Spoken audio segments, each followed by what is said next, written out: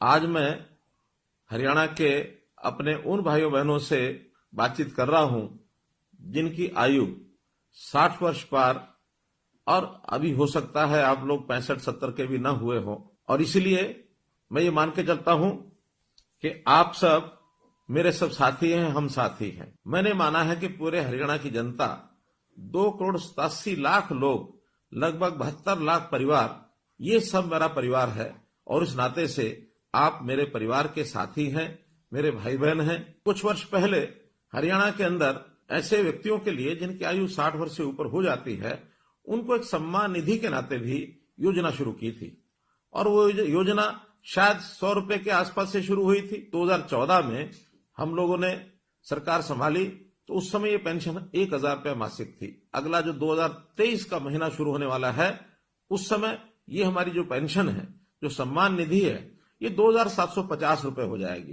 कहाँ 1,000 रुपया, कहाँ 2,750 रुपया। अब इस नाते से हम अपने प्रदेश के लगभग 18.5 लाख बुजुर्गों को ये हर महीने राशि पहुंचाते हैं। 460 करोड़ रुपए से ऊपर ये राशि हर महीने पहुंचती है।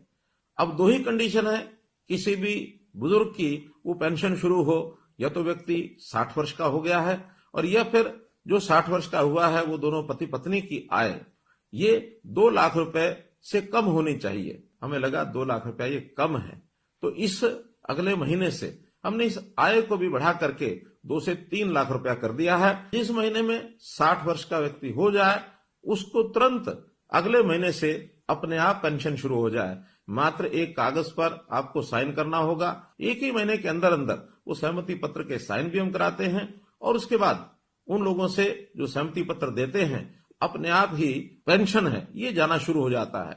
हमने लगभग 6 महीने पहले इस व्यवस्था को शुरू किया था और इन 6 महीनों में 16,500 लोगों को और ऑटोमेटिकली अपने आप पेंशन मिली। केवल हरियाणा प्रदेश ही है जो ये 2,750 रुपया और ये दे रहा है, और किसी प्रदेश में इस प्रकार की व्यवस्था ये ऐसी नहीं है। हमारे देश के प्रधानमंत्री विशेष तौर पर बहुत चिंतित है, गरीब परिवारों के लिए उनकी चिंता है।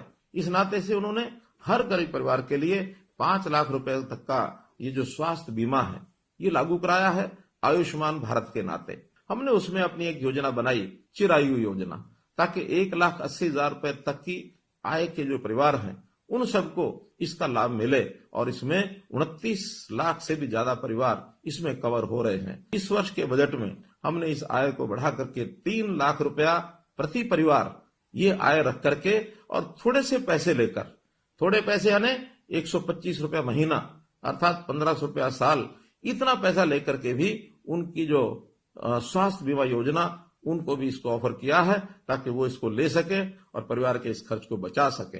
एक वर्ग ऐसा हमको ध्यान में आया कि आयु भी 80 वर्ष से ऊपर है, अकेले रहते हैं और उनकी अपनी इनकम हमारे डाटा के हिसाब से 25,000 रुपए से कम है।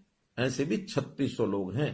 अप्रैल से इन सब लोगों के लिए जो वृद्ध आश्रय स्थल, सेवा आश्रम, वरिष्ठ नागरिक सेवा आश्रम, इन सेवा आश्रमों में उनको हम कहेंगे जाकर के वो वहां रहें। अगर वो सहमत होंगे उन सबको हम इन सेवा आश्रमों में रखेंगे। कोई गरीब परिवार है उसकी हर प्रकार की चिंता, राशन कार्ड के नाते से ऑटोमेटिक राशन बनते हैं। अगर किसी परिवार के सिर पर छत नहीं है, प्रधानमंत्री आवास योजना के अंतर्गत उनको मकान मिलता है।